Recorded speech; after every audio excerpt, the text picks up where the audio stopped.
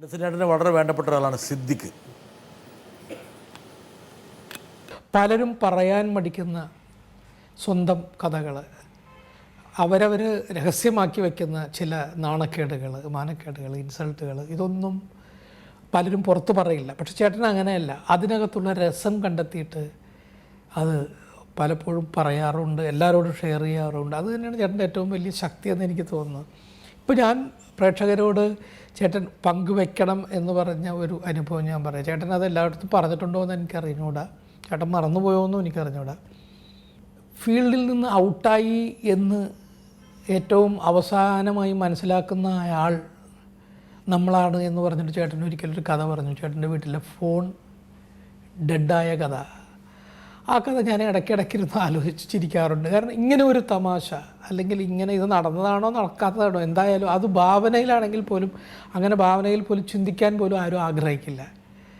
ഇനി അങ്ങനെ വന്നാൽ തന്നെ അത് ആരോടും പറയില്ല. പക്ഷെ ചേട്ടൻ്റെ ഏറ്റവും വലിയ പ്രത്യേകതയും അതാണ്. ആ കഥ പ്രേക്ഷകരോടൊന്ന് പങ്കുവെക്കണം എന്നെനിക്ക് തോന്നിയിട്ടുണ്ട്. അത് ഒന്ന് പറയണം എനിക്ക് വേണ്ടി ചേട്ടൻ ഒരിക്കൽ കൂടി.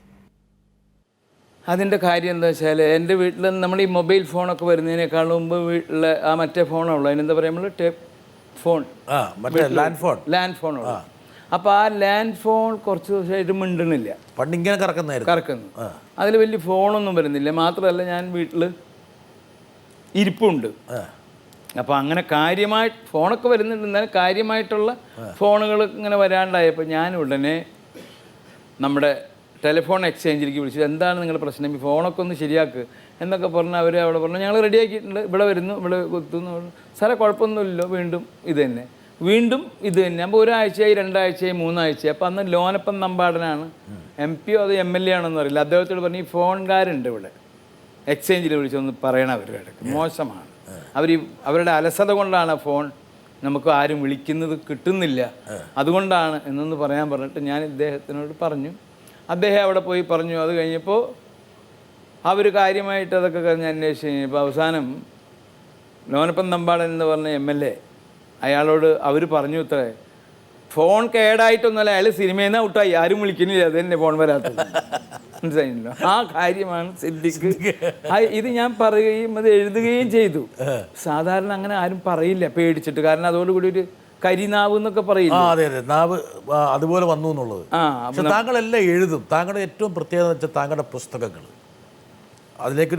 അതേക്കുറിച്ച് പരാമർശിക്കാതെ നമുക്ക് പോകാൻ പറ്റില്ല. താങ്കളുടെ സംസാരം പോലെയും സിനിമ പോലെയും അഭിനയം പോലെയും ഒക്കെ തന്നെ ഹൃദ്യമാണ് താങ്കളുടെ ഓരോ പുസ്തകങ്ങളും. ഇതെന്താ ഇങ്ങനെ എഴുതി ഫലിപ്പിക്കാനുള്ള താങ്കളുടെ ഒരു കഴിവ്? എഴുതി ഫലിപ്പിക്കാനുള്ള കാരണം ഒരാൾ ഈ സത്യൻ അന്തിക്കാടാണ്. പിന്നെ എനിക്ക് ഒരു പ്രചോദനം, നമ്മൾ മരിച്ചുപോയ നരേന്ദ്രപ്രസാദ് സാർ, അതുപോലെ ഹിന്ദിയിൽ ഓംപുരി എന്ന് പറയുന്ന നടൻ, അദ്ദേഹം ഞാനൊരു പടത്തിലായിട്ട് അഭിനയിക്കുമ്പോൾ ഞാൻ ചില കാര്യങ്ങൾ അദ്ദേഹത്തിന് ഹിന്ദിയിൽ ചില കാര്യങ്ങളൊക്കെ ഇങ്ങനെ പറഞ്ഞു തുടങ്ങി. അപ്പോൾ അങ്ങനെ ഹിന്ദി പോയിട്ട് അഭിനയിച്ചിട്ടുണ്ട്. അല്ലാതെ മലയാളത്തിൽ അദ്ദേഹം അഭിനയിക്കാൻ വന്നപ്പോൾ ഞാൻ അങ്ങനെ പറഞ്ഞു. അപ്പോൾ അങ്ങനെ പറഞ്ഞു കേട്ടോ, അയാൾ ഒരു 3 കഥകൾ ചെറുത് പറഞ്ഞു കഴിഞ്ഞു നോക്കി. അയാൾ പറഞ്ഞു, മിസ്റ്റർ ഇന്നസെന്റ്, आप एक काम करो, लिखो, तुम लिखना वाला है, तुमको मालूम नहीं है, तुम एक्टर नहीं है എന്നൊക്കെ പറഞ്ഞിട്ട് ഇയാൾ ഭയങ്കര നല്ല ഹിന്ദിയാണ് ഇപ്പോൾ പറഞ്ഞു കേട്ടോ. ഓ, അപ്പോൾ ഈ ഇന്നസെന്റ് സാബ് तो आप तो पार्लियामेंट जाके तो ऐसा ये स्पीच करना, पार्लियामेंट जाने को मैं तैयार है जी. अच्छा, ये वोट मिलना है. May 16 के बाद तो आप जरूर जाना है वहाँ. ओके, अच्छा है, आपका जीप अच्छा आता है.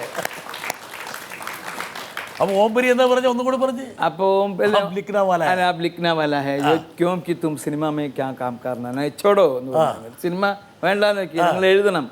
അപ്പോൾ ഇത്രയും ഒരു പ്രചോദനം നമുക്ക് കിട്ടിയപ്പോൾ എനിക്ക് തോന്നി എന്തെങ്കിലുമൊക്കെ നമുക്ക് എഴുതി എന്താണ് കുഴപ്പം. അങ്ങനെ എഴുതി ഓരോ കാലത്തും ഓരോരുത്തരും നമ്മളെ സഹായിക്കാൻ. ഇപ്പോൾ ഞാൻ ഈ അവസാനമൊക്കെ എഴുതിയ പുസ്തകത്തിനകത്ത് എന്നെ സഹായിക്കുന്നത് ശ്രീകാന്ത് കോട്ടക്കൽ എന്ന് പറയുന്ന ആളാണ്. അയാൾ എൻ്റെ അടുക്കൽ വരാനുള്ളൊരു കാരണം തന്നെ ഈ സത്യൻ അന്തിക്കാടാണ്. അദ്ദേഹം ചോദിച്ചു, നമുക്ക് സിനിമയിൽ ആരെങ്കിലും നമുക്ക് പറ്റിയ ആളുകൾ. അപ്പോൾ പറഞ്ഞു, ഇന്നസെൻ്റായിട്ട് നമുക്ക് സംസാരിക്കാം. അപ്പോൾ അങ്ങനെയാണ് നമ്മൾ പല പുസ്തകങ്ങളും ഒരു കൂട്ടിന്. അപ്പോൾ ഞാൻ എന്തെങ്കിലും ഒരു ഇൻസിഡൻറ്റ് ഉണ്ടായാൽ അപ്പോൾ വിളിച്ചു പറയും. അപ്പോൾ അദ്ദേഹം ഒരു രൂപരേഖ ഉണ്ടാക്കും. അതിന് അപ്പം ഞാനും കൂടിയിരുന്ന് അങ്ങനെയാണ് നമ്മൾ ഉണ്ടാക്കുന്നത്. ഇപ്പോഴാണ് ഒരു പുസ്തകം, ക്യാൻസർ. ഈ പുസ്തകങ്ങളെല്ലാം പ്രചോദനമാണ്.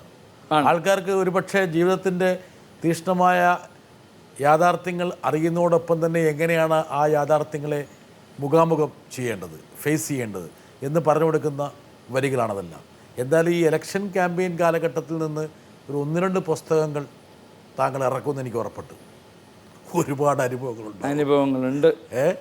ഉണ്ട്, ഇപ്പം തന്നെ ഏറെക്കുറെ ആയിക്കഴിഞ്ഞിരിക്കുന്നത്. അല്ല, ഇത് തന്നെ നിൽക്കുമ്പോൾ തന്നെ നമുക്ക് ഒരുപാട് മഹാഭാരതം പോലെ വാല്യങ്ങൾ കൂടി വരുമെന്ന് മാത്രമേ എനിക്കറിയാം. നിരവധി വാല്യങ്ങളുള്ള ഒരു പുസ്തകം താങ്കൾ ഈ ക്യാമ്പയിനിൽ നിന്ന് പുറത്തേക്ക് വരട്ടെ. അതോടൊപ്പം തന്നെ താങ്കൾ ഇപ്പം പറഞ്ഞ ഓംപുരിയുടെ വാക്കുകൾ, ലിഖ്നാവാല ഹെ, സിനിമ ചോടുതു എന്ന് ഞാൻ പറയില്ല, സിനിമ വിടാതെ തന്നെ താങ്കൾ ഈ ഭാഷയിൽ, ഓംപുരി സംസാരിച്ച ഭാഷയിൽ പാർലമെൻറ്റിൽ പോയി സംസാരിക്കട്ടെ എന്ന് പ്രത്യാശിച്ചുകൊണ്ട് ഇത്രയും നേരം ഞങ്ങളുമായിട്ട് പങ്കുവച്ചതിന് വളരെ വളരെ വളരെ നന്ദി. Thank you.